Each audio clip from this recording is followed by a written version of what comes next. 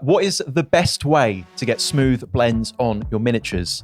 Being able to layer smoothly, solidly opaque, consistently is a skill that you should develop as a painter. I think I need to sort of do what you suggest, start off a lot thinner. Glazing.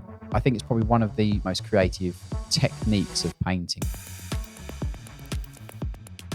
Hello everyone and welcome to Paint Perspective episode 78. In this episode, we're going to be talking about the best ways to get smooth blends on your miniatures. Of course, we'll also be doing our regular segments like the news, question of the week, and of course, our hobby hacks. But first, got the announcement, of course, because end of November, you know what that means. It's Black Friday, of course. It's going to be absolutely mega. There's loads that's going to be happening on the store with courses, with online tuition, with merchandise. There's going to be miniatures on there. This is probably the most stocked store that we've had for a Black Friday ever. Yeah, some pretty good discounts as well. So it's like you said, things like merch, tuition, course tickets as well, miniatures painted by the team, like in stock, not commissions. They're just ready to go.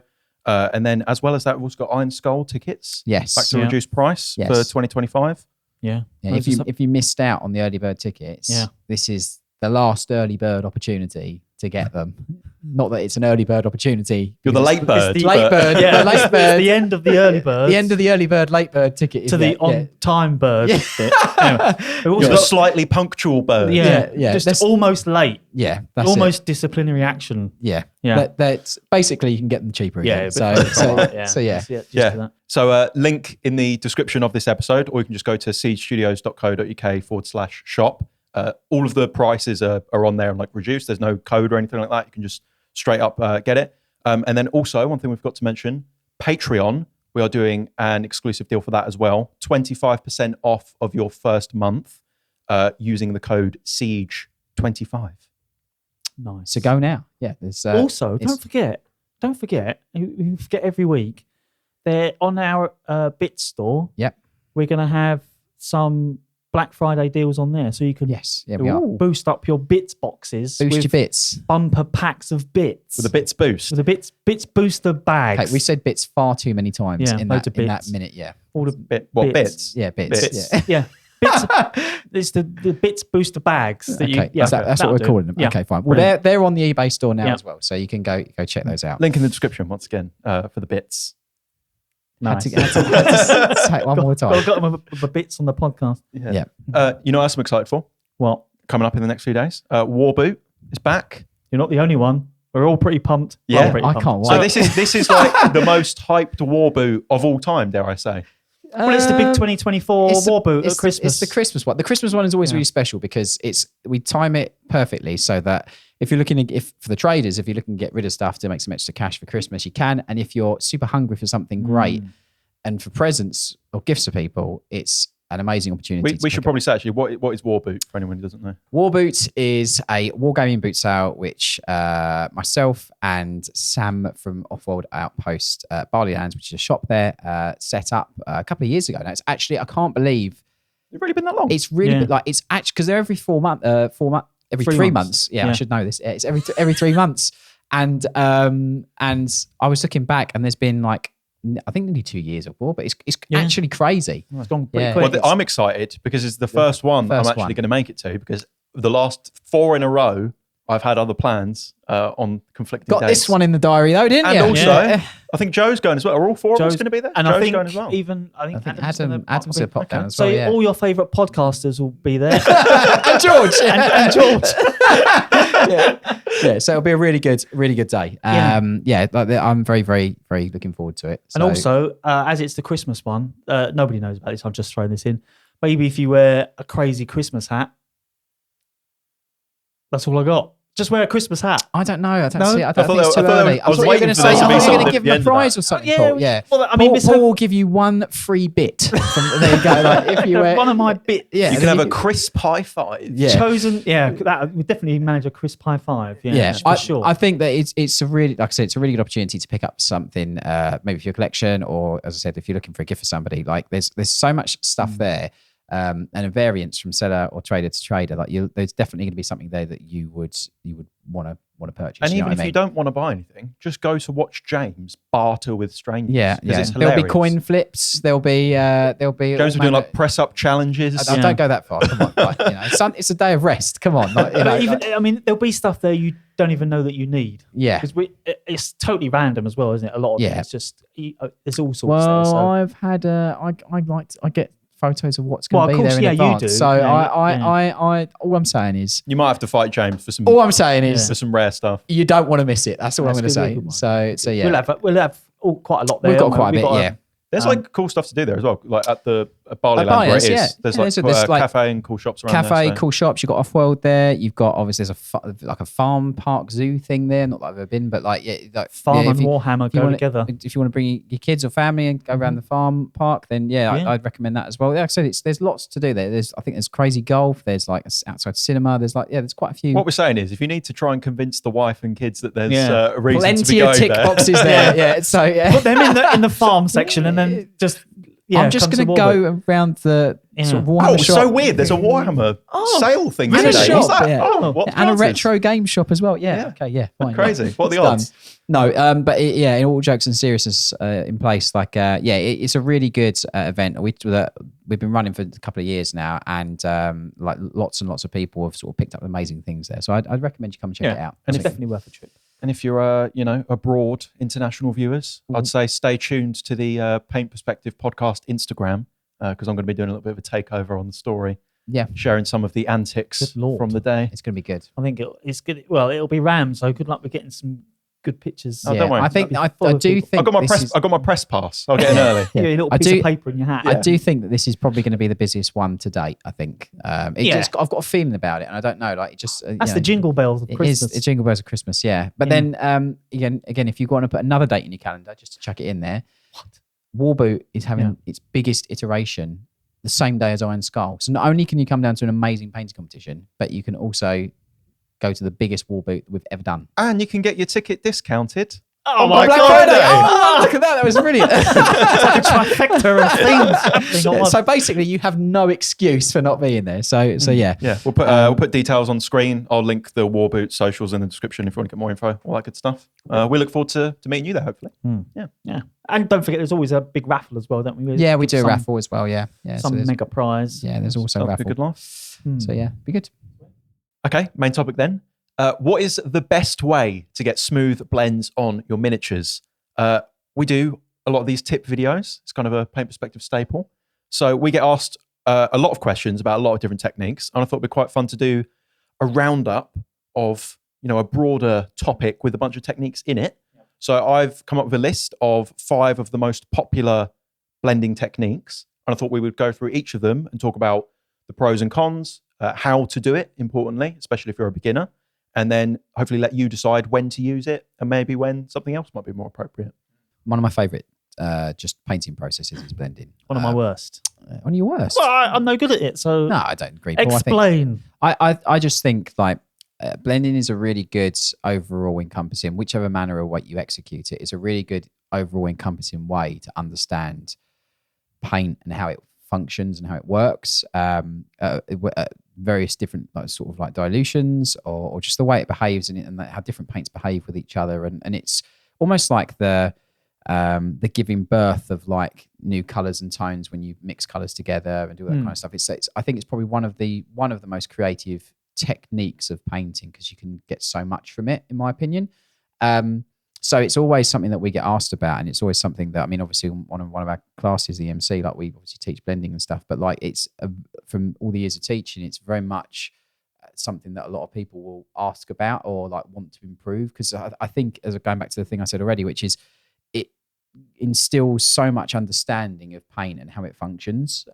So I think that's why it's really, really like it's not a pedestal or sort of like but I think that's one of the things that a lot of people look at it in that way because it all the things that it teaches you. Similarly, actually, I think the word blending is thrown around similarly to, we've spoken about this before with non-metallic metal.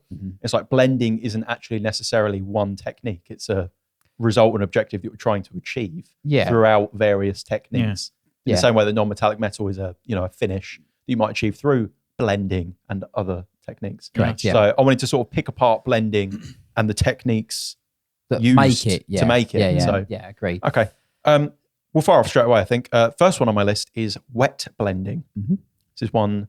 Should we do like a little explainer, maybe, if you haven't heard of it? Yeah, I mean, yeah. Sure. So generally speaking, it will be where you get two viscous bodies of paint, as in like they're not watery, but they're still wet. They're wet, and you work them together to create on the miniature, a merging of those two paints, and ultimately with the hope that obviously it creates a transition from one color to the other, if that makes sense. I think a really good example of this would be if you've got a cloak that you're painting, say separate sub-assembly. Yeah. And you might, let's say, just for example, it's red and you're painting like your red mid-tone on there.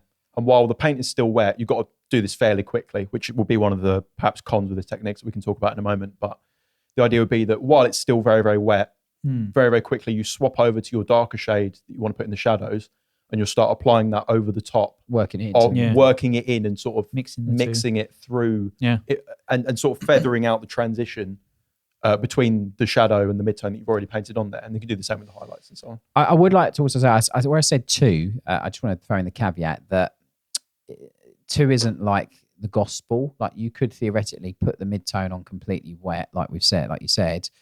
You could have two pre-prepared other colors, so your dark and your light, and you could theoretically put those colors on there. So it could be 2, it could be 3, it could be 4. You could wet blend with, doesn't have to be 2, but I broke it down just to its base level, which is obviously those two, getting 2 paints to work together. You could theoretically do it with multiple colors. You could do it, as long as the inherent colors that are going on are all wet, and you can work them on the model while how do you get past it? Like coming from a newbie's perspective, when I've tried to do this, especially on bigger areas, which is a bit of a pain. But if I end up with just a bit of a swirly mess. Yeah. So how do you get past that to sort of get this smooth transition between two colours? One thing that I found is painting in the same direction is a good way to combat that. So rather than trying to mix the two, I'm doing a lot of visual with my hands here, but rather than trying to mix the two horizontally, I'll paint only in one direction with the brush and try to, as the brush is sort of moving through that wet paint from left to right, only using, say, vertical strokes, for example. Right. It's picking up paint as it goes. Not like in a circular motion. Exactly. Oh, that's blended nice. Look at that. Yeah, I mean, I think one of the things, for me, like, I think I used wet blending a lot more when, I say I used it a lot more when I was younger, but maybe earlier in my painting sort of journey, I used it more. But I do still use it now and again. Like, for example, with a lot of the blending that I do, I'll sketch the different sections. So let's just say I'm doing like a sword or a cape or like this. I will sketch on like the colours in roughly where the positions I want them to be. So you do that with the mid-tone. So the mid-tone and either the dark and the light as well. Right, so like you work with 2 or 3 paints or whatever. I do still use it a little bit, but I wouldn't say that it's like my main way that I do blending now. Like I do use another thing we're going to talk about a bit more, but wet blending is still, like I said, I think it's a really good. I think wet blending is good for a lot of reasons, and I think that one of the main ones for me is that it is, as I said, it's the initial learning of how to start getting colors to work together. When they're both wet and they're both on the surface, you can manipulate and play with them and see obviously what happens when the two colors integrate with each other and the tones that you get, or the shifting value contrast, or whatever whatever it is that you're trying to gain from that. And ultimately, as I've said many times, painting is an experiment. So I think when you're working with 2 paints using wet blending, it does allow you to or 3 paints or whatever. It does allow you to experiment, which I think is good.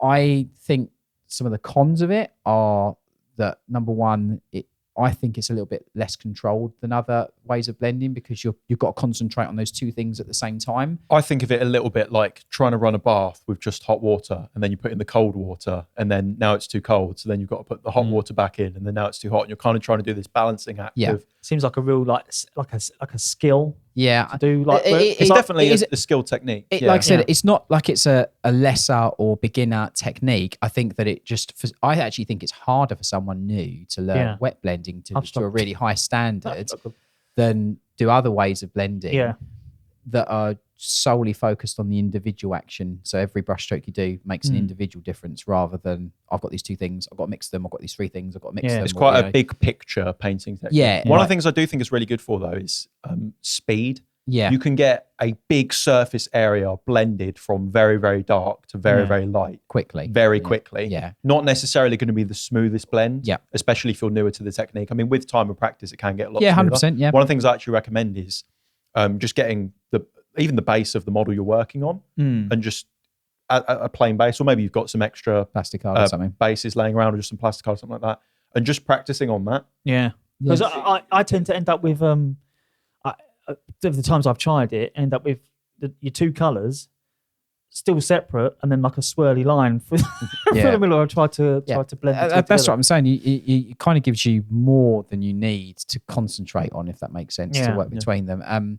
I think a key thing to focus on there, though, is not actively trying to mix the paint, but the fact that the paint is underneath it already wet. When you're brushing over it with that other colour, just the natural brush stroke is doing a lot of the mixing for you, rather than trying to, because wet blending can be done very, very softly and delicately without much friction or pressure from the brush itself. You can just lightly brush stroke over the paint. I think that's one of the pitfalls of it, and one of the cons of it is that because you're concentrating so much on working the two colours together, you're not concentrating on how much pressure you're putting on the surface. You're not concentrating on how much friction you're putting on the surface. So I think one of the things with it is there is a likelihood, if you're concentrating on working multiple colours at the same time, that your attention as a painter isn't solely focused on solely focused on just the working of the two colours, rather than, okay, I've got to be, I'm causing friction here by moving the brush so much and all this kind of stuff, like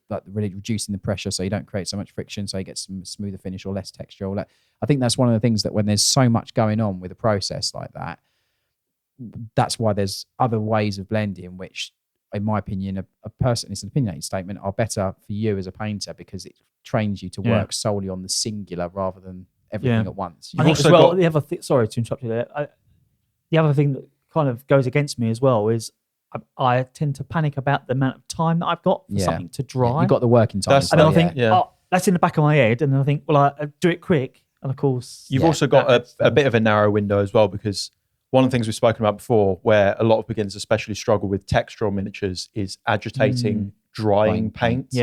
And you've got a narrow window of the paint is still wet enough to work with, but it's trying to decide when to stop and let it dry, because it might still be wet enough to blend with, but it's at the point where it's started to cure, and you're going to start to introduce dry little paint crumbs. That is one of the things that I find about it. I've said, I think the pros are, it's a really good way to experiment with paints. It gives you an opportunity to see how they function and work with each other. It helps with understanding dilution a little bit, which is good. But I think if you're trying to do more sort of like higher refined finishes, that probably wouldn't be my go-to. For sketching and getting the rough colour placement on, it's quite good. It's really quick as well, because if you're especially like painting an army for gaming, or time is of the essence, because you've got a tournament coming up, something like that, and you've got, a bunch of Space Marines that have got cloths on them, you're doing a Dark Angels army or something, you want to get them all done fast, maybe you haven't got an airbrush, I would say wet blending is probably going to be the way to go, because sitting there and doing some of these other techniques is going to take a lot longer. Do you want to learn how to become a better miniature painter, improve your skills, and have the best looking army on the tabletop? Well, now you can with the Siege Studios Patreon. You'll gain instant access to our catalogue of over 350 easy to follow step-by-step tutorials covering a huge variety of colour schemes, painting styles and techniques, with everything from beginner-focused foundation tutorials to full character masterclasses. Plus, with the team adding new lessons every single week, you'll never run out of techniques to learn or skills to improve.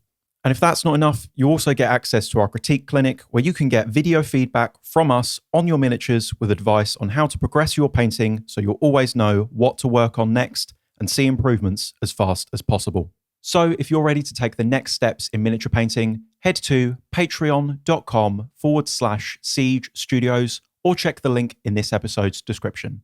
I was under the impression that sort of technique would take longer overall than doing some of the other, well, in my view, quicker. I think you're really, really restrained to or restricted to actually the drying rate. I think that's actually the time thing, because depending on how quick the paint dries, that is what you've got to work with. Which is like a contradiction of the two statements, I think, because I panic I haven't got enough time, and I think, well, that takes longer. I think maybe it's just because and trying to do it, and then perhaps think, oh, that's terrible, and trying to overcorrect it so it seems like it's taking You can longer. combat drying time as well, just by having like a little, hairdryer. Or mediums Yeah, as well. Like true, your mediums yeah. do help. Like you can I've got use- one of the. I have bought a little travel Yeah. hairdryer that I use now. Yeah. but Or perhaps it just be. I just have a little bit of practice of it. I think on some definitely card or practice something. on just a flat surface, Yeah, just on like just have a just a go. little base or something. Yeah. And just get a base, paint a stark line, fairly wet of a mid-tone, and then a shadow next to it, and just practice. Just bringing the two bringing together. the two together. Yeah. Yeah. Yeah. That's what I do. Yeah, I'll have a go. Okay. Next one on the list is glazing. Do you want to give a little explainer for that one, James? One of my favorites, I think. Glazing is using really, really thin layers. Well, I say thin layers of paint, but I always try and tell people to do it the other way. And I'd say it's water tinted the hue of the color. Because if you think of thin paint, you still think that it looks like a paint, whereas on the palette, it should look like a puddle of water. I immediately think of like a wash. Yeah, exactly. But yeah. is that not like the right consistency for A glaze? wash is like again, like with dilution, like there isn't a wash consistency or a glaze consistency. Like every single bit of dilution that you do to a paint reduces it down or increases it depending on which way you go, creating a different tool for that paint is for an execution. And as you get more experience, you're going to start to have a bit more muscle memory for what viscosity of paint you need to achieve the problem you're actively trying to solve. What one of those notches of dilution will do X job for you. Does that make sense? So I always try and start it off like glazing is using extremely, extremely thin filter layers to gradually and incrementally shift a color or insinuate a color or build up a color on the surface on another color or something like that. Yeah. That's essentially what glazing is. And that's the best way for me to give people that are either listening to this or watching this a real visual indicator when they're looking at the palette. A glaze should be like a puddle of water, but it should be tinted the hue of the color. So you'd have a red tinted puddle of transparent liquid, if that makes sense. Yeah. Not a really watery paint that's not really watery red. That's really solid in opacity, To contradict that slightly though, you've then got the issue of you don't want to be painting with water because surface tension is going to ruin your day. Yeah. And also you don't really want a wet brush. Like you don't want a soaking wet brush with a big bead of water on it. No. And then when you brush it across the model, It's a minefield. Well, isn't it? so this is where like the analogy that I always use when I'm teaching this is it comes into play, which is if you're going to mop a floor with a mop, you wouldn't get the mop, put it in the bucket, and put it straight on the floor. Okay, because you just put a massive puddle. You always put it into the squeezing part to get the excess off, and that's exactly the same with glazing. You should load the brush. Whether you like putting paint on the back of your thumb or like if you wear gloves I wouldn't recommend taking the excess off on paper because you pick up fibers and cause friction on the paper, which could then transfer into the paint, etc. I'd always take the excess off on something that's not paper. So like you could even do it on a little sponge maybe or something like that, but take the excess off. Remember that damp mop analogy when it comes to glazing, and what that will do for you is it will instinctively put a muscle memory. Oh, I've got to take the excess off before I introduce it to the model, because then you're not flooding the model with that liquid or that paint, if that makes sense. But it gives you a really like incrementally tangible difference of like shifting color, which I think is great. Like the classic is like when you've got a plasma gun and you're trying to subtly add the glow effect round the cowling or around the coils. You glaze all the way around it through loads and loads of repetitions. We're going to talk like there's not like 2 layers or 4 layers. It could be as depending on your dilution and depending on how thin your glaze is.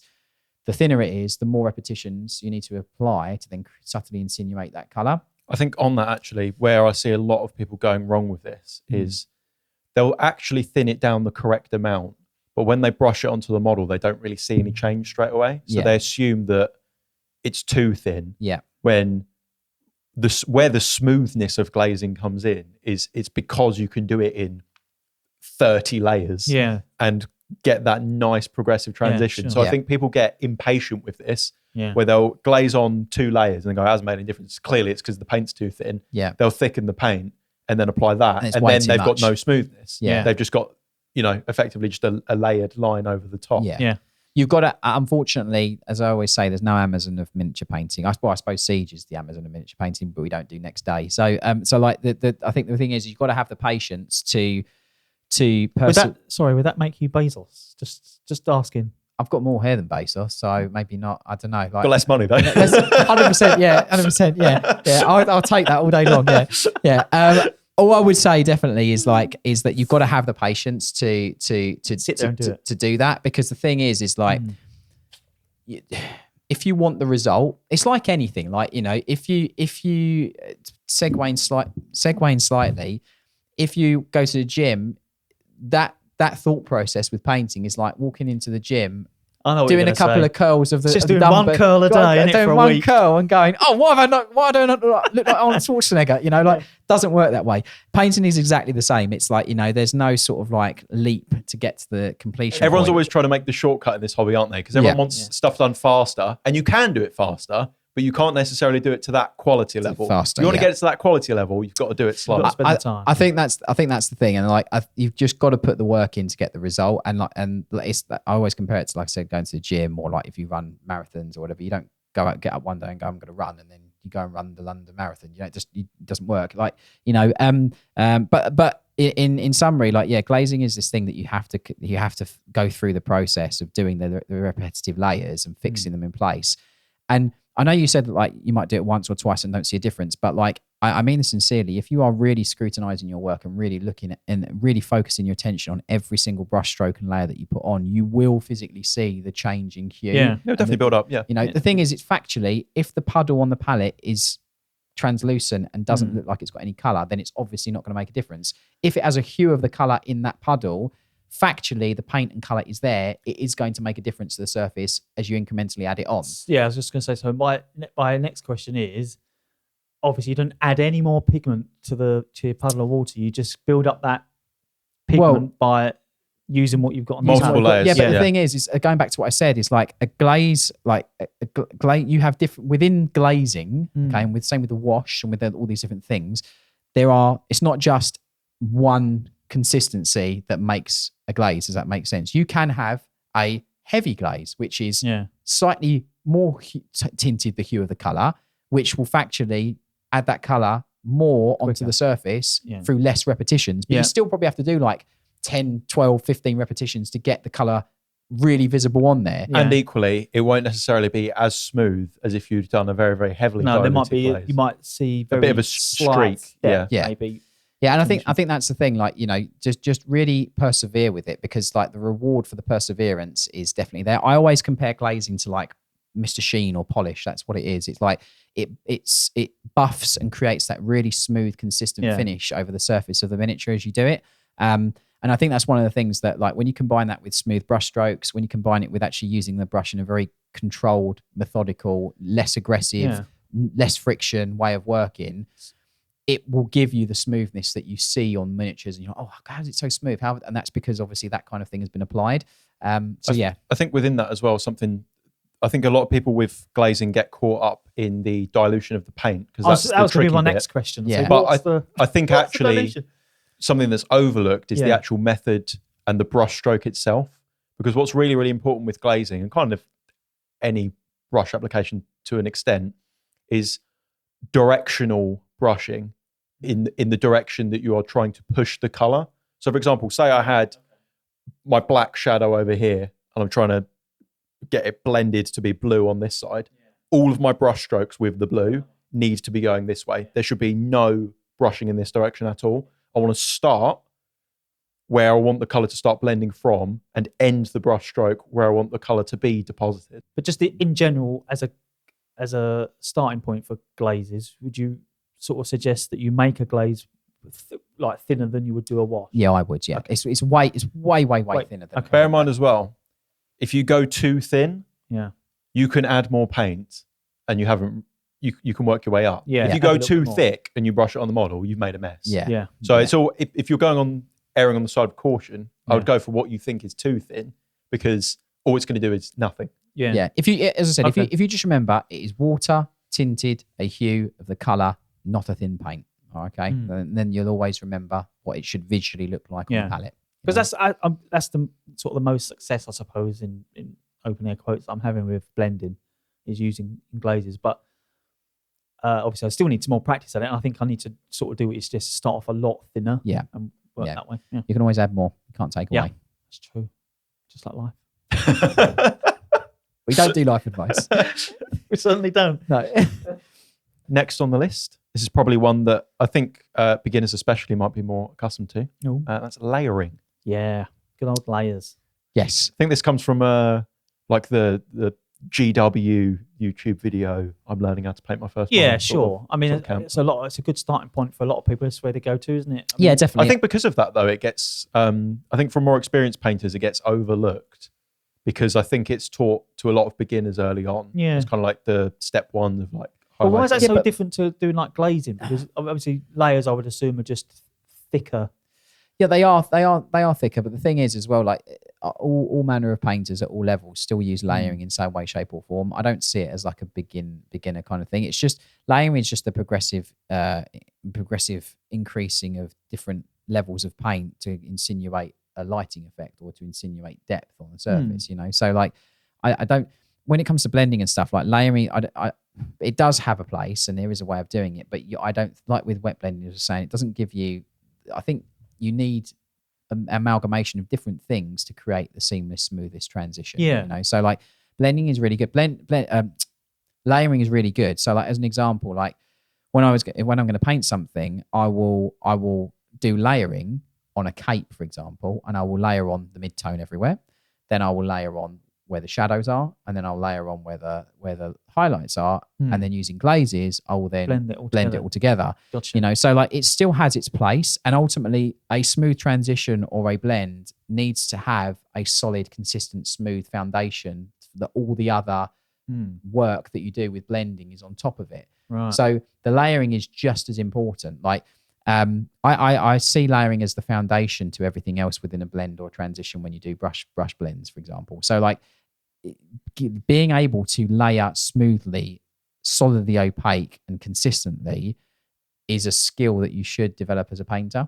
Like it really is like one of the mainstays of producing high quality models is being able to actually get that paint on smoothly and consistently without any sort of like weakness of opacity or anything like that. And I think that, being able to, so having that method of painting that a lot of us have been taught from when we first started, you know, watching Games Workshop videos or watching sort of like Duncan's videos back in the day or whatever, like it's still really integral to creating, to blending in general in the grand scheme of things. It is like, like a house, if you had crap foundations, the house wouldn't stand for very long. Like if you've got rubbish layer when you first put it on, the blends aren't going to look as good on top of that because they're going to have divots or rough texture or, so, you know. Using that analogy of like the house, is this layering sort of more of a foundation part of the process for other things to then? I think it's one of the most. I think it's one of the most important. Within the conversation of blending, I genuinely think that layering is one of the most important things because everything else is built up on top of it.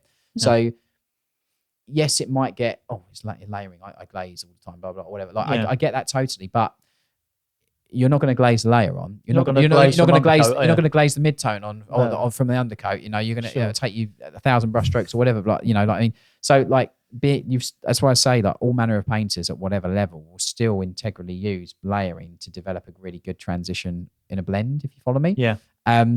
But I think the key thing is actually understanding dilution to the point whereby you can visually look on your palette and go, right, I know that paint is solid in opacity, but it's got the viscosity or the fluidity that allows me to do a really thin skim of it on the surface that will be solid in its opacity. And when it dries, I have a lovely smooth finish of that color on the surface. And that is really within the subgenre of blending of layering. That's the thing that really you should aspire to do, is apply the paint in a way that gives you a really consistent foundation to then build everything else on top of.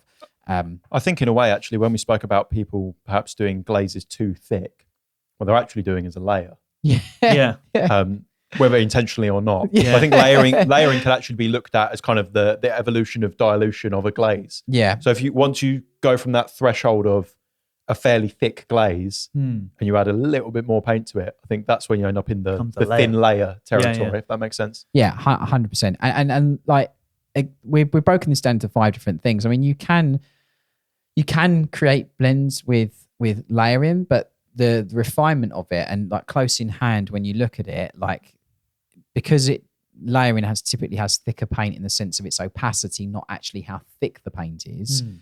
That's where when it's really close and you're purely done layering, like you see more of a stuttered kind of finish to the transition, if that makes sense. That being said, though, you are kind of, because you can do it in fewer layers, you're kind of, depending on what your goal and objective is, similar to what I said with the wet blending. Correct, yeah. If you are more speed conscious and you're going to be gaming with an army, looking at the model from 5 feet away, you're not going to be able to tell whether you did 30 or 57 glazes. No, that's right. All you care about is contrast and color. Yeah, which layering will give you. And it will give you fast. Yeah, definitely. From that distance, it will definitely give you that. But like we always say, like it's when the model gets closer to the eye and you look at it closer, that's where the granularity of it and how if it's smooth or it's not, or if it's got a rough texture or it's got brush marks, that's where it becomes more evident. Obviously, the closer it has. So some of the things we're talking about within the topic of blending, they are tools. Like I said, put a glaze like a polish. With layering, it's building the foundation sort of thing. So from a distance, if you had 4 or 5 colours that are layered in sequence on a sword or on a thing, you look at it and go, oh yeah, they work together and they kind of flow. Whereas obviously as you do other stuff, it smooths it out. But yeah, layering's a good way of doing it, but it is, I think, really important. So. Yeah. If you're a miniature painter, you'll know how important it is to have the right tools for the hobby. But it doesn't matter what brushes or paints you have if you can't see what you're doing in the first place. If you want to improve your painting, contorting yourself under a small, repurposed lamp from around the house, giving yourself a backache and straining your eyes just isn't going to cut it. That's why one of the biggest upgrades I've ever made to my painting setup was my Onyx painting lamp from Native Lighting. Its articulating arm allows me to sit in the perfect painting position for those long hobby sessions, and its super bright 2200 lumen, dimmable LEDs cast soft and diffused light on my models without any harsh shadows. As someone with a very small hobby space, by far my favourite feature is its adjustable mounting clamp, which attaches to the side of my desk, maximising my free workspace. And its daylight colour balance temperature of 6500K gives you the confidence that colours you are painting are accurate and your miniatures will pop on the tabletop. To upgrade your setup to the equipment we rely on here at Siege Studios, head to the link in this episode's description or go to siegestudios.co.uk/shop. Okay, I think we're getting to some of the perhaps slightly fancier blending techniques now, perhaps. Stippling is next on my list, which is actually quite new for me. That is a fancy one, isn't it? Stippling is really good. It's essentially using, you can use a really pointed brush, or you can use maybe even like a dry brush, like a round-headed dry brush or whatever, to essentially build a transition or blend through doing just contact with the surface and dots almost, loads of little miniature poking. Yeah, miniature poking. Yeah, I don't know. Yeah, I don't know about sponge is good for that sort of thing as well. I've used a bit of sponge before.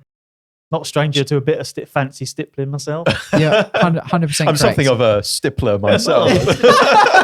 Pro stippler. Pro stippler. That's got to come up. But yeah, I think that stippling is really good because it is very controlled, because ultimately the contact that you make with the surface of that object will totally determine the way that the blend or the transition or the effect you're trying to create works. It isn't necessarily just used for blending as well. Like, I think one of the things that's really overlooked about it is that for texture, like on cloths and stuff like that, materials, and like cross-hatching a thing for scale purposes, if the model's a 28mm scale and you're painting these lines, it's really hard. You're not going to paint a line even with the sharpest pointed brush in the world. You're not going to paint a line that's that's a 28mm scale line of cotton. You know, it's just not possible. So that's where like stippling will work for you, because it gives you a variance of tone. It's almost an effect, kind of thing. Because I remember I used it on some of my Death Guard because I tried to get this kind of mottled kind of effect look on skin and things like that. I find it quite good for skin. And it's really good. It's a really, really flexible painting technique that gives loads of different outcomes. You can do really great transitions and build up like lighting effects with it really nicely. You can do texture on material. You can do skin. You can do all manner of things with it. Just to break the fourth wall a little bit as well. What? If you, for example, we spoke about how layering can sometimes lack smoothness just a moment ago. Ooh. If you have some harsh layers that you've painted on, perhaps quite quickly, if you go in with some stippling, you can almost soften the transition by adding some of that texture over the top of the layer. Never cross the streams. It's not Ghostbusters, Paul. It's not Ghostbusters. But equally, you can almost do stippling in the method of a glaze, because if you have very, very, very thin diluted paint and you're stippling it just making his own rules up there. No, you can. Yeah, you can. As long as the body of paint has colour or hue in it, If you're not just if you're stippling with water, obviously it's not gonna make a difference. But like if you're stippling, it's got a hue of color. It can make a difference to the surface. Like a textured glaze. Yeah, Yeah. You know? yeah. It's really it's a great technique and approach to painting. As I said, like there's loads of things you can do. One of the things to just be conscious of is obviously friction. Again, I know I talk about friction all day long, and it's like the thing that I probably speak about most. It's like just because you're stippling, you don't have to be hammering away at the surface. Like you can just be really gentle and soft with it, leaving those marks. And I'd argue that using the thinner paint to do that is better because as paint sort of like evaporates and it leaves the pigment behind, the thicker that is, and if you're using really thick paint, you can even get clumps and things like that. Whereas if you're being really thin with it, once the moisture and water has evaporated out of the paint, what's left will go on like a film. And that's kind of what you want to kind of do with stippling. But it's also quite a fun one as well. Oh, it's it's really very fun. Yeah, like It's like it's definitely good for like around bottoms of boots, cloaks, dragging along the mud, and you can build up layers of dirt and things. I mean, you can do it on tanks. You can do tanks of it as well because as long as you do it without too much friction and you're quite gentle with the application, you can do a lovely mottled effect on the paintwork to almost give it like a pitted nature. But you're doing it just through insinuating that colour gently and softly, which I'd recommend. I think I hear a lot of people saying you need like an old brush that's got no tip to it with this method, but I actually disagree. I think that this is quite a fun one where the brush you're using can have quite a big impact on how it works. So for example, if you've got a big tank and you want to add some stippling around the bottom or something, or just to create like a textured surface on it, using like a big flat dry brush might be a good way to achieve that. But if you want to do some tiny stippled effects on like, the pouch of a tactical marine, then I would argue that a very, very sharp, precise I think for like brush would be good splayed for that. brushes and bits of sponge are perhaps for the stippling on of battle damage. And yeah, things they like can work quite well. A pointed brush with stippling, you will kill the point after a while. I mean, you can literally do hundreds and hundreds, if not thousands of dots with a pointed brush, but that point hitting the surface like that all the time, it will wear away and damage the point after all that stippling. Like, again, it's just unfortunate. That's just one of the sort of like factors of when you're using that kind of brush for it. But an old makeup brush, I don't think you need to go that far though. I've said before about how with my brushes they almost have like a tier system where once they've started to lose their point, I will like demote them. Yeah. That's when You've I just might been demoted to stippling, my friend. exactly. I might have a brush that's still quite sharp. Yeah. But by all that means it's still objectively quite a sharp brush, but it might not be as sharp as a fresh brand new one. Yeah. So it might not be the best for painting a pupil of an eye, but it might still be perfect. It's not bad enough that I would want to treat it as like a junk brush. Yeah. It's still got a decent enough it just point on it, becomes so it becomes like a stippling brush. It's not S tier, it's like A or B tier. Yeah. Like it B goes minus. B minus. Yeah. You tried. You studied the medium. You did okay, but let's be honest, You're you're not not being the thrown best. away. You're still usable but there's a limit. Yeah, I paid £9 for you. I'm going to get as much use out of it as I can. Yeah, I'm going for it at the minute. I'm literally. It's funny we should talk about about brushes. So the brush I was using yesterday. You almost like get to a point where you're working with it and you're used to it having a really great point when you first started using it X amount of weeks or whatever before. And it was last night I was painting and all of a sudden I was like, oh, this isn't as good as it used to be. And then it's that moment where you think, oh, this will be good for this. And then it becomes an S tier brush for stippling or for this. It'll become like my best base coating brush. Yeah. Yeah, that's exactly it. And then my previous base coating brush, unfortunately, but ultimately gets the your brush demotion. still feels a little bit sad because even though he's the best at something, it's not as Well, unfortunately, at the bottom of the food chain, eventually one of them's going to end up in the bin. Yeah. Yeah, He'll get demoted down the line. I mean, just drops into the bin. The handle's still got use for sculpting when you're doing sculpting. True. So, Well, until there's nothing left but the metal ferrule, out. they're getting used for something. yeah. Digging out your paint pot lids. Yeah, I mean, even after that, they're still good for doing that. But yeah, no. So back on target. Yeah, stippling is a great way to gently and through real fun application of paint. Work with color, create transitions, create texture, create a soul to the miniature, which I think is something that that is a really good definitely a pro of stippling as a technique. So yeah. Okay, last one on the list, and I think this one actually, in a way, can tie into all of the previous ones. This is feathering, which I think gets treated as its own technique, especially within like display painting. But I actually do think the concept of this can be used for all of the above, if that makes sense. Yeah. So is this similar to just glazing? No. So feathering, you apply the paint to the miniature, and then it's almost like working the paint away from where you've deposited, and through using a bit of water or medium, whatever, you almost draw away the pigment, and it will diffuse as it's away from the point of origin, if that makes sense. A really good way to do it, and as an explanation, just to visually. So you're kind of just thinning out the paint as you work away from the and feathering deposited. using feathering it, because if you think of a feather, the way that feathers obviously they go dark to light on feathers, it's almost that subtlety of effect whereby obviously you've got that transition. Yeah. The way that I use it, and just to give a bit of an explanation, is like when I paint marble, what I'll do is I'll paint the line of the vein of marble. The paint will still be fairly wet still, and then I'll use a wet brush to remove excess. And as you pull away from the line or the vein that you created, it will diffuse and create the almost the transition to the line. So the vein will have like almost like a history in the material, if that makes sense. It's a really good way of using paint efficiently to put on what you want and then soften away from that point, creating a subtle transition on there. It's a really good feathering is a really, really good exercise and a way of working. Something which I've actually found quite recently for this is I find feathering is sometimes the only real way to achieve a smooth blend on a textured surface, for example. So recently I've been working on some Necrons, and they've got some of those little like pillars coming out of the ground, like the crystal like energy stuff, which I think look quite cool. And I'm trying to create a glow effect around them. And I didn't want to use like the airbrush, and it's on some basing material, like kind of like basing sand. Yeah. And because that's a textured surface, I can't glaze over the top of it really in the way that I'd like to, because the brush is like skimming over the top of that of that sand. Does that make sense? It's not like a cape where I can just have a nice, perfect, smooth brush stroke. So I found that feathering was actually really good for this, because I could deposit the paint in the bright point where I'm trying to create, where the glow's working on. And then I go back with a clean but wet brush and start trying to pull it all out. Yeah. And then it's going to seep into the sort of crevices of like the sand around it and diffuse its way out, if that makes sense. Yeah, no, that makes sense. Yeah. It's really good because you almost fix your bright point or fix the point of the majority of the colour, and then work it away from that point. And as you work it away with that damp brush, you're sort of working from the sort of the highlight type spot down into the shadow. It could be, or into mid-tone, or you could just feathering doesn't have to be just the light. You could feather dark into mid or mid into dark. Like you could feather.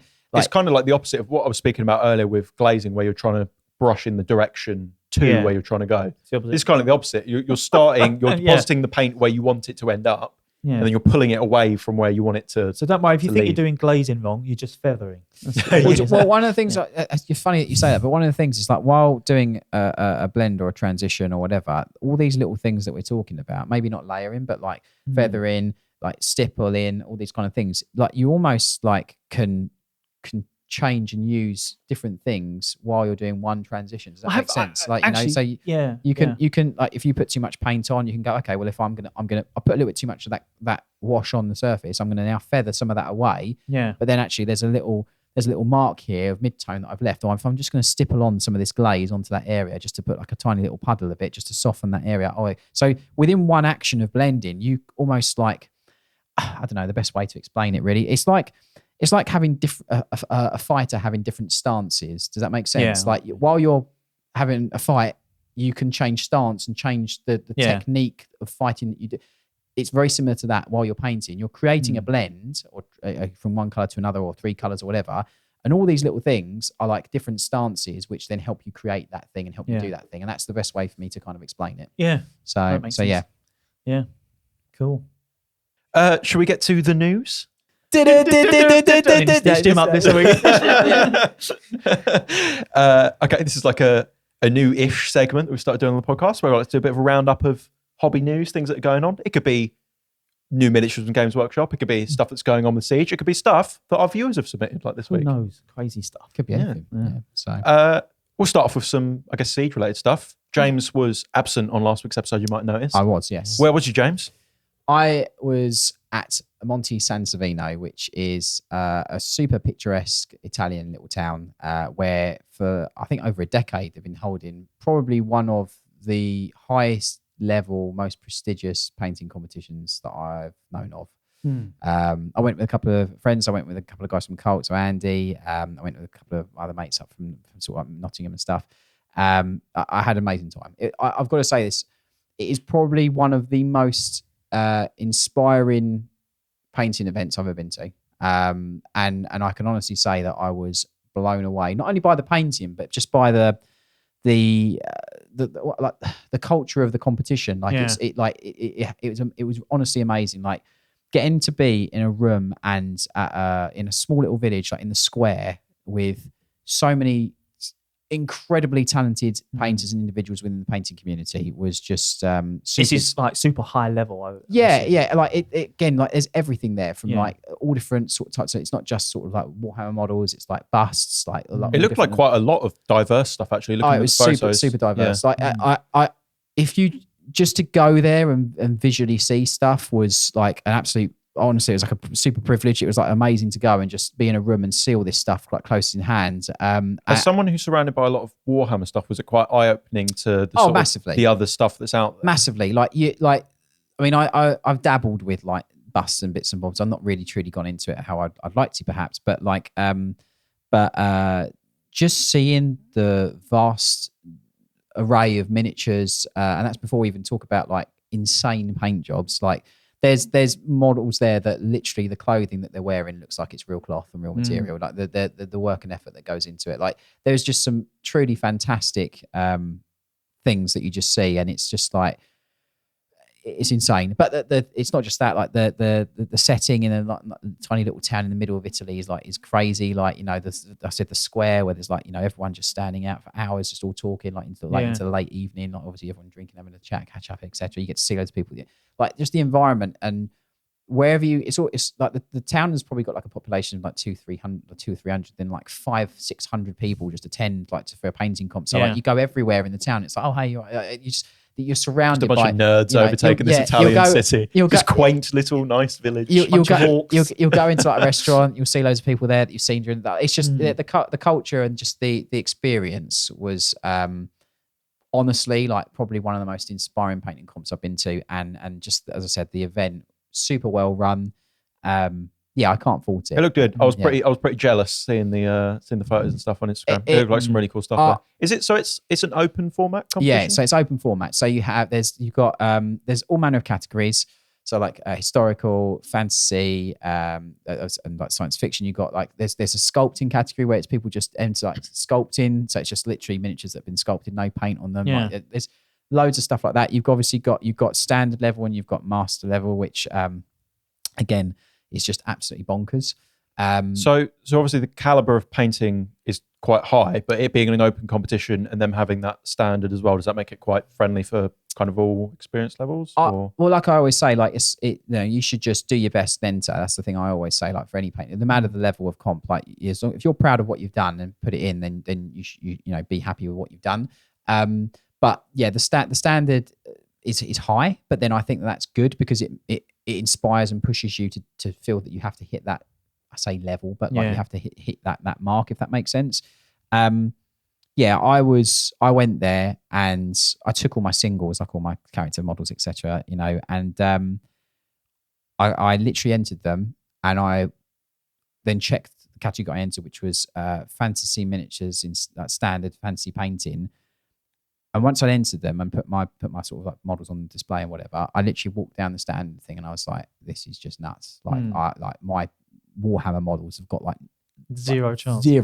Like it's just that absolutely mental. Like it's just some of the stuff that's there. Like so I literally at that point I was like, all right, well, just being here and seeing all this stuff is like the most eye-opening thing ever. So I had a really good weekend, and then like the awards ceremony was on the Sunday, and normally it's held inside in like a theatre. And from knowing Andy and all the guys that come and a couple of other people that go, I was kind of like looking forward to that because I was like, I've seen all the previous videos of like the awards ceremonies before, and it's almost like you've got all these booths like in this theatre and stuff. And the fact is, this year was like the busiest year they've ever had. Yeah. So the theatre apparently only holds like 300 people. And even last year, they couldn't get everybody in. So this year, they were like, right, we've got to do it outside. But it was amazing because it was like an outside amphitheatre, like old Italian amphitheatre. Yeah. Rock seating, which is just amazing. Sounds awesome, doesn't it? Sounds so good. And like... very on brand. That sort of thing honestly, it was like, this is amazing. And like for me, it not being inside in the theatre didn't devalue it at all whatsoever, because I was like, this setting is like, the sun was setting, an amazing like sunset. I was like, this is like incredible. Like I was like... So obviously they started doing the awards and everything, and I was like, look, my expectations are like, if I can scrape a bronze, I'll be like the happiest man on the planet. So obviously they read out bronze and they read out the categories, read out the winners obviously for bronze, and my name wasn't called, and I was like, right, I'm done. So all my anxiety and worry and fear was like diminished instantaneously. Because you didn't think you was going to get I was anything. like, that's it. I was like, there's no, if I didn't get bronze, there's no way I'm getting anything else. So I think I was on my phone and I was just catching up on some bits on my phone, and then they started reading silver out, and I literally nearly dropped my phone because they called my name out, and people like shook me going, oh, well, I was overjoyed. Like literally, I had the most amazing weekend ever, and to top it off with getting something in that competition for me was just like the most amazing thing ever. Like the whole experience, not just getting like a silver in standard, whatever, but like the whole experience was amazing. Like, catching up with friends, just the whole thing was just truly inspiring and eye-opening. And really for the thing that I've spoken about, which is obviously wanting to be more in sort of like competition painting and really pushing myself as a painter, I came back. That's only got to propel you along, hasn't it? Honestly, I said about planes being the time when I write stuff. On my notes, didn't know what was happening on the way home because I was writing so many notes about things that I wanted to do. Imagine being on a plane coming home from your nice little holiday to Italy, and James is sat next to you, just on his laptop, just typing furiously. I was just writing a bunch of weird little paint names. Yeah, I so honestly, what's he doing? Honestly, I am so fired up. I'm more pumped than, I don't know, Arnold Schwarzenegger after going to the gym. I'm so That's pretty pumped. I'm so excited to carry on with projects and paint. And as an event, it was just, I mean this sincerely, it was like truly eye-opening. And and if you've not considered going to a comp, then Monty is amazing. Like the guys who run it, they've been doing it well over a decade, and it's just truly fantastic. So yeah.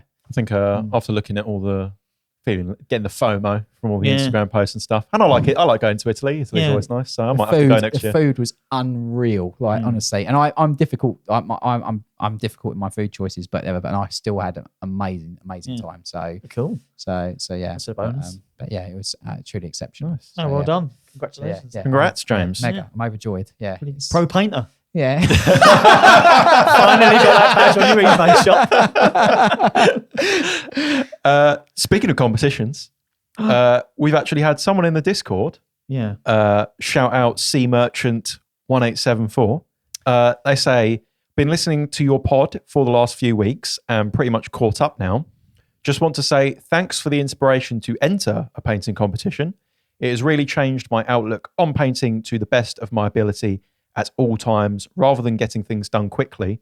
I don't even play, so I have no reason to paint quickly other than just to get it done. I would never have had the courage to enter a competition until listening to you all in the last few weeks. And they've just posted an update, and they have won 2 awards. That's incredible. Their painting competition. Yeah, that is absolutely incredible. And had a good look at the sort of entries and stuff that you've done. And I've got to say, like, really well done. You absolutely smashed it. Like it's feedback like that from you about what this podcast and what we talk about, and you obviously galvanizing that with your own hobby and your own painting and achieving things for yourself. Like that is really inspiring. And I really want to say like a massive congratulations, because that's very well deserved, and you worked hard clearly for it. So actually to have the confidence to enter a competition. 100%. Yeah. And I think from this positive experience as well, it should hopefully encourage other people who are maybe, unsure about whether to enter a competition or not. This person has done it for the first time and had a great experience, so there's no reason you shouldn't too. Do it. 100%. Do it. Even if it's just the local GW store monthly comp. Yeah. Just to get yourself started and build your confidence. Just do it. Yeah. Like we say, it doesn't really matter what the competition is or where it is. It's the idea of painting for to something. be judged, for something. Yeah, it's good that someone's taken something away from the podcast. Yeah, I think that's one of the things for me. Like, I hope that this does bring value to people, and like we have a laugh, and we have a joke, and all this stuff. But at the heart of it, it's wanting to help you guys improve your painting and push yourselves and get the return that you want from the time that you invest into it. So yeah. I mean, I use the podcast to rob tips and stuff from it, so everyone else should. Yeah, definitely. Do you want to get even more from these podcast episodes? Patreon is the place to get exclusive Paint Perspective content every single week, including extended versions of the podcast featuring bonus segments you won't see anywhere else. Plus, as a member, you'll get exclusive Discord access, including monthly hobby hangouts with us, opportunities to ask your questions on upcoming shows, plus all of our podcast content completely ad-free. To learn more, head to the link in this episode's description or go to patreon.com/Siege Studios. Okay, moving on then. Of course, it is question of the week time. Thank you everyone for submitting your questions for question of the week. If you have a question that you would like us to answer in this segment on a future episode of the podcast, please do leave it in the comments down below. This week, Brendan Hawes says, I'm going abroad to spend Christmas with my family and I want to bring some models to paint when I have some downtime. What do you need to do to bring models and paints, etc., on a plane? How would you prepare what your plan is so you don't have to lug around too much stuff? I guess this would kind of just be travel in general, but I suppose some plane-focused tips might be Firstly, check your airline and see what you're allowed to carry on. Yeah, definitely. Because you won't be able to take anything flammable. Yeah. So I would suggest, like the first off is get your undercoat done before you leave the house. Oh, I didn't even think of that. Yeah, you can't have a rattle can. Yeah, that's a good point. You've got to, I mean, unless you want to get whatever undercoat black or whatever and do it with a brush. But or buy a can there.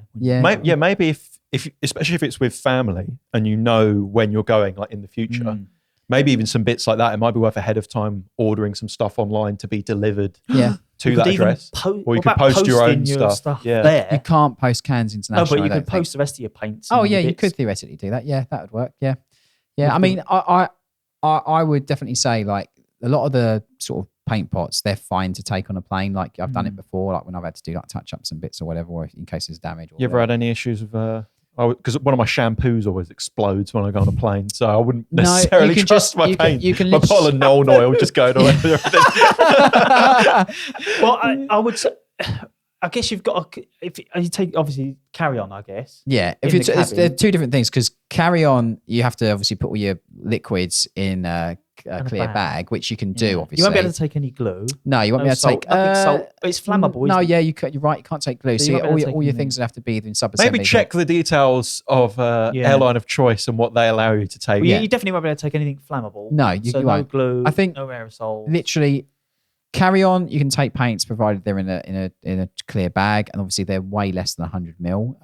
They're like 17 ml, I think. Yeah, you might be able to if you're only allowed 100 ml of liquids, you might have to pick your best five. It's 100 ml per thing. Per so literally, you can take gallons. You could I mean, if you want to take on that many paints take on your the whole paint, take your whole paint collection. Yeah, I mean, yeah. So like, but I would probably say like, depending on how long your trip is, just sort of like steer it onto the more of a linear kind of thing, like. Pick what you want to achieve. Obviously, you're on holiday, so you're probably not going to be painting all the time. And I don't think if you're going on holiday with someone, they're probably going to appreciate you painting the whole time while you're on holiday. I've been there. Trust me, it's not appreciated. I think as well, probably have you need to have a bit of an idea in mind for how much time you're going to have. Yeah. And maybe focus what you're going to bring with you for those hobby sessions specifically. Yeah. Rather than I'm going to bring all of this stuff just in case. Yeah. I would go, okay, well, I've got all of these models. It might be nice to chip away at, the cloth. I'll bring the 3 or 4 paints I need to paint the cloth. Yeah. You've got your carry-on bag and it's just a pair of pants and all your hobby kit. When I used to actually go to Gibraltar to go to SN, like to the No Retreat tournament, I didn't have enough time to finish a couple of things before. So I got there about 2 days early and I took all my paints with me and painted there. They went in the hold. That's fine. I took a massive tub. My wet palette lid, the bowl was where all the paints were. I had some pre-cut sheets of baking sheet and I had my blitz, a couple of layers of blitz. Took all of that and it was fine. Becoming the one over there, aren't you? Yeah.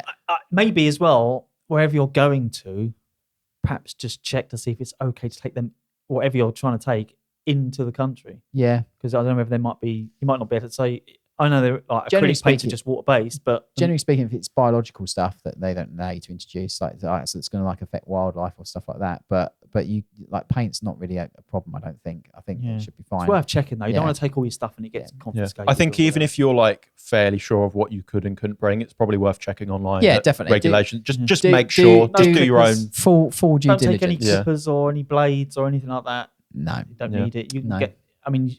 You can get that I would suggest building your models first, getting them undercoated before you go. And like you said, George, if you only got a certain amount of time, get your base coats done or whatever. Yeah. If you really have to. And if you know, perhaps for some other listeners or whatever, if you're going to be somewhere for a long time, maybe consider just taking all of an essentials gear, putting it in a box, maybe just shipping it to the address ahead of time. Yeah, that's one thing. And you then do. shipping it back if that's, you know, maybe the way to go. Or, you know, cost is obviously going to be a factor, but there might be some things that you might have to just eat and just buy when you're there.